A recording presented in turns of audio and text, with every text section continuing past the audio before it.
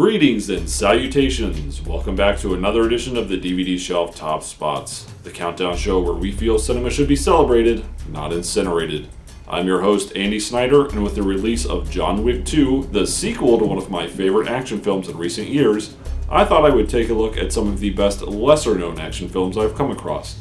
So, it's time to count down the top 10 hidden gems. Action Edition. Action nuts, such as myself, are always seeking that next great action film, full of high-octane chases, pulse-pounding shootouts, or bone-crunching fights, or any combination of those. For us, these stories and acting aren't always important to having a good time. Sometimes we just want a brainless movie with some well-made action and a story coherent enough to carry us through it. So, let's take a look at some of my favorite lesser-known or underappreciated action films that I've come across. Kicking us off at number 10 is 2009's Ninja Assassin. The plot of Ninja Assassin follows rogue ninja Reizo, played by Rain, as he takes on his former ninja clan with the assistance of Europol agent Micah, played by Naomi Harris. This movie is an over-the-top, fun, bloody action fest. You just can't take it too seriously.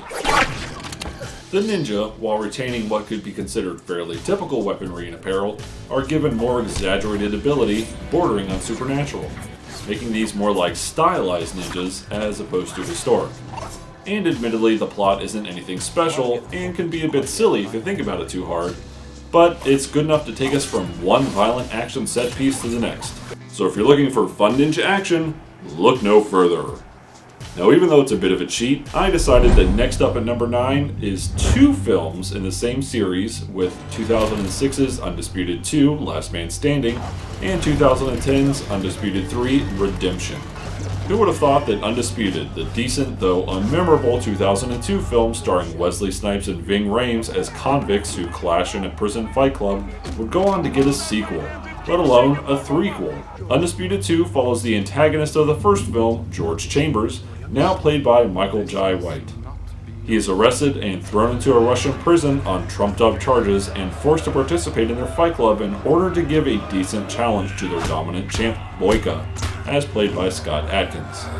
I'm sorry for the spoilers I'm about to say, but this is important to talk about the third film. In the end, Chambers wins by breaking Boyka's knee. This film let White shine and display his impressive martial arts skills, giving us some fun clashes, as well as putting Scott Adkins on the map as a martial artist worth keeping an eye on. Undisputed 3 picks up with Boyka, now a disgraced and hobbled fighter, as he tries to regain the respect he lost by participating in a new fighting tournament that pits the best fighters from prisons all over the world against one another, with a promise of freedom to the winner. This film showed off Scott Adkins more so than any other film I'd seen him in prior. He is a great martial artist, and he plays this role perfectly. And when mixed with the other amazing stuntmen and martial artists, such as Eddie Gordo come to life, Lateef Crowder, and Chilean badass Marco Zaror, you know you're going to have a good time. Now, these are two solid fighting competition movies, helped further by the unusual creative decision to turn the antagonist from the prior film into a protagonist we actually want to win. However, that trend has been broken as the soon-to-be-released fourth film follows Boyka once again, making it the only film in the series to have a repeating protagonist. Number 8 is A Company Man. This 2012 South Korean film follows assassin Ji Hyung-do, one of the top assassins in the company he works for.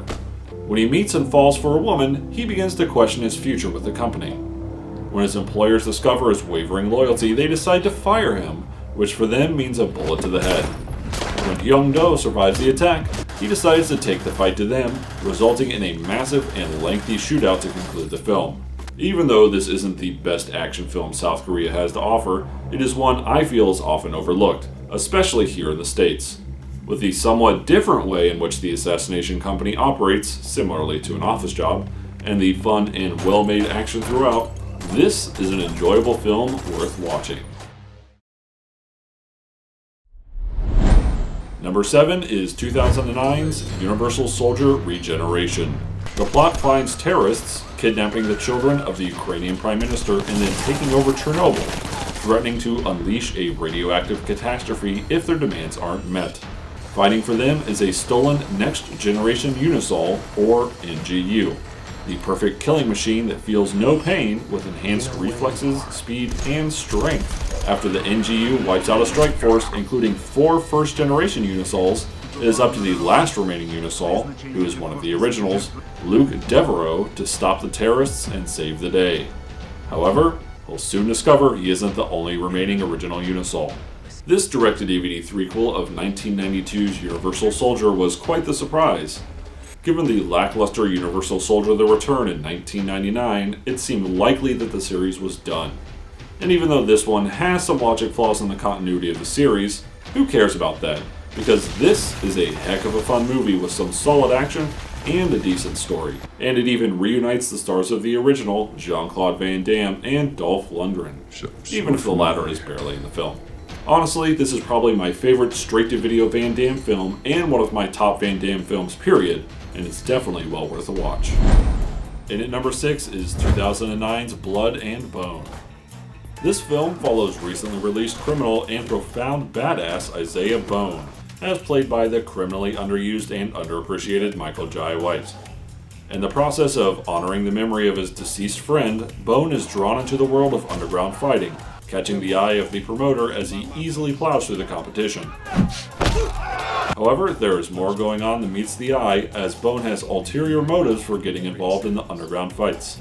Even though this isn't wall-to-wall action, and some of the fights are fairly short, this still has some solid choreography backed by an actual decent story. That, coupled with White's charisma, and this is a solid fighting film, and certainly one of Michael Jai White's best leading roles. Number 5 brings us Faster. This action crime drama from 2010 follows a recently released criminal. Whoa, deja vu. Anyway, we follow Dwayne Johnson's James Cullen, a man of little words who is released from prison and immediately kills a telemarketer. As he stalks his next target, Billy Bob Thornton's near-retirement and washed-up Detective Humphreys works the case, while a talented, thrill-seeking hitman is sent to kill Cullen. Much like Blood and Bone, this is not a balls-to-the-walls action fest, playing more as an action thriller. And even though the basic story of revenge isn't exactly new or original, it is delivered quite well when combined with the burst of fun action and Johnson's undeniable on-screen presence, making this one of my favorite movies starring Dwayne "The Rock" Johnson.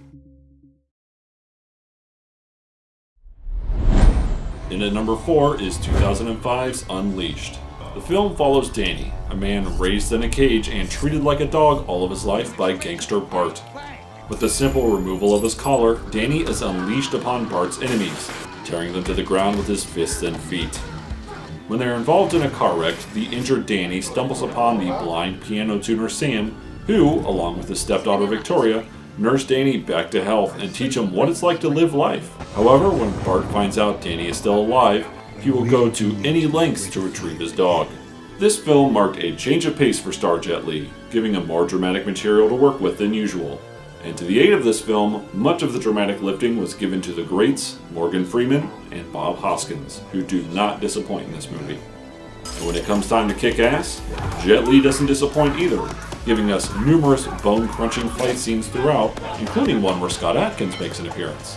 While not my favorite Jet Li movie, I am unashamed to say it is one I very much enjoy, and I consider it underrated. Coming in at number 3 is The Killer.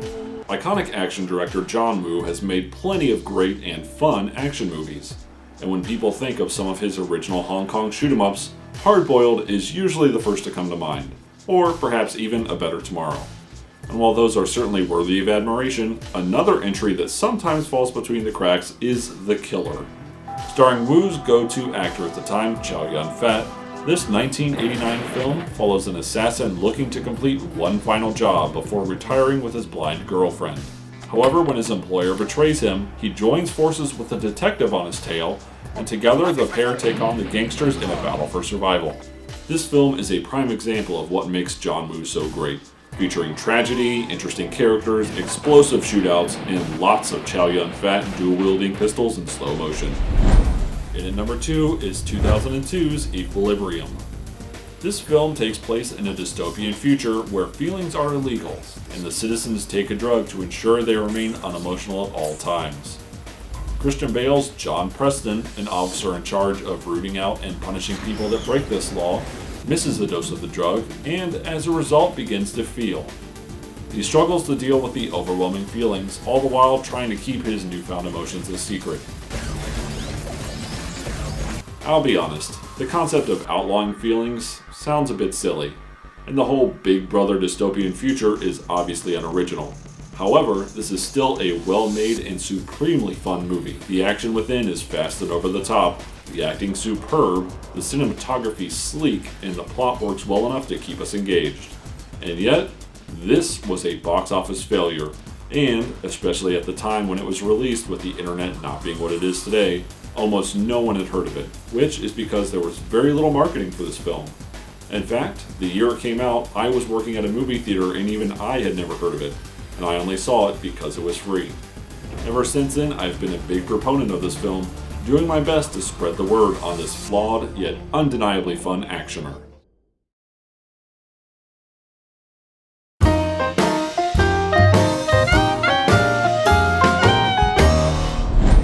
And coming in at number 1 is the Indonesian film Merantau. This 2009 debut film from Welsh writer and director Gareth Evans follows Yuda, a young martial arts expert from the country, as he completes an age-old rite of passage by traveling to the city and surviving on his own. Once there, the naive Yuda earns the ire of some foreign gangsters when he rescues a girl in trouble. Now he must fight to survive their wrath, all the while keeping the girl and her young brothers safe. This is not the most original film, bearing some similarities to Tony Jaa's breakout film Ong Bak. However, that doesn't mean it's not a great watch. This film contains some amazing fight choreography, solid acting, and great directing. Evans, along with star Iko Uwais and co-star Yayan Ruhian, have since gone on to make 2 of the greatest action films I've ever seen, in The Raid Redemption and its sequel, The Raid 2. But this is where they all started. While not nearly as violent, brutal, or intense as the Raid series, this is still a great watch with some truly amazing fight scenes, and it should not be missed by fans of martial arts and action movies. Well, that'll do it for this episode. I hope you enjoyed the list, and be sure to keep an eye out for more in the future.